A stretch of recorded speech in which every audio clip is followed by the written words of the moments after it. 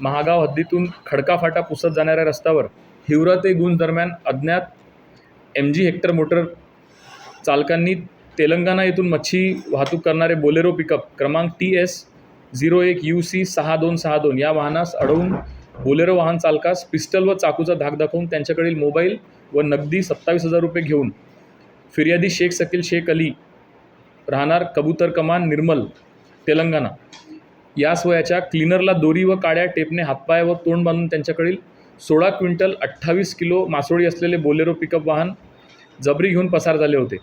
आणि या प्रकरणात सुद्धा फिर्यादीने आपल्याकडे गुन्हा दाखल केला होता. अपक्रमांक 395/24 याच्यामध्ये 394-34 भादवीप्रमाणे गुन्हा नोंद करण्यात आलेला होता.